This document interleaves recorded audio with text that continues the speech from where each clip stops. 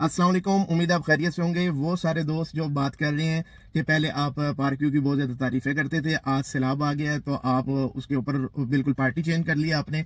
तो ये जो आगे मैं पूरा क्लिप लगाने लगा हूँ, ये देखिएगा 7 अक्टूबर 2022 को हमने लैंड गुरु के प्लेटफॉर्म पे क्या वीडियो अपलोड की थी। जब जब किसी सोसाइटी को कोई इशू आता रहे, हम साथ के साथ बताते रहे, वो पॉजिटिव है नेगेटिव है। तो ये पूरा क्लिप सुनिएगा, उसके बाद आप डिसाइड कीजिएगा। फिर तकरीबन एलडीए के बकौल 2000 तकरीबन 10 से लेके 22 तक 17 नोटिस पार्क व्यू के इशू हुए कि आप ये गैर कानूनी कर रहे हैं, ये इलीगल है, आप यहाँ पे प्लॉटिंग करके नहीं बेच सकते।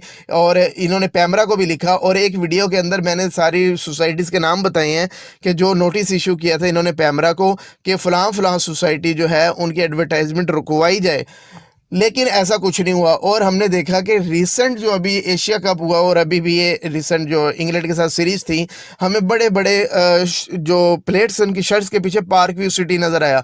जब इस तरह की चीज़ें जाती हैं तो आवाम और जो ओवरसीज़ है वो यही समझती है कि ये ऑथेंटिक प्रोजेक्ट है, लोग इसमें पैसा लगाते हैं। अब मियाँ असलम साहब क्या कोई पर्सनल इशू भी हुआ है, अब वही बेहतर बता सकते हैं। कोई पर्सनल उन पे अटैक किया है अलीम खान साहब के चैनल की तरफ से, वो कह रहे हैं कि मेरे ऊपर जो कैरेक्टर असैसिनेशन हुई है। अब उन्होंने रिएक्शन के अंदर एक प्रेस कॉन्फ्रेंस की और उसके अंदर वो बड़े गुस्से के अंदर दिखाई दी और उन्होंने पूरा डाटा शेयर किया कि जो एलडीए का डाटा था कि कैसे ये इलीगल सोसाइटी है।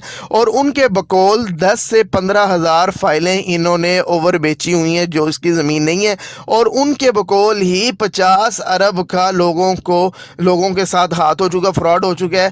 अब यानी कि जिनकी अब वापसी की कोई सूरत नज़र नहीं आ रही, उनके बकौल अब जो कोर्ट में 13 तारीख को फैसला होगा, कोर्ट के सामने मामला रखा जाएगा कि जनाब जिनका पैसा जा चुका अब उनका क्या करना है।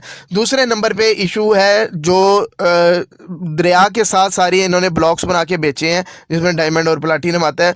वो जो रिवर बेड है उसके ऊपर आप कोई कंस्ट्रक्शन नहीं कर सकते, कोई चीज़ नहीं बना सकते थे, लेकिन वहाँ पे इन्होंने क्या किया, कटिंग करके बिल्कुल दरिया बह रहा है उसके साथ ये ज़मीन है। और इसके अंदर सिर्फ कोई सोसाइटी इन्वॉल्व नहीं है, इसके अंदर इदारे भी इन्वॉल्व हैं। और जो कि असलम साहब ने खुद कहा है कि एलडीए के लोग बीच में इन्वॉल्व रहे हैं इस सारे जब ये मामला होता रहा। और डीजी एलडीए ने कहा हम सब के खिलाफ अब एक्शन लेंगे।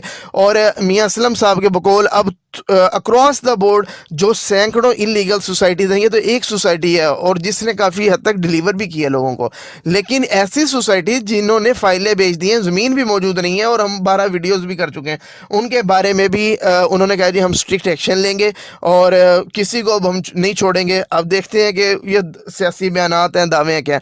दूसरा इशू क्या हुआ कि जब रूडा के लोग आए हैं यहाँ पे क्लीनेस कर रहे थे, नाजायज़ तजावुज़ात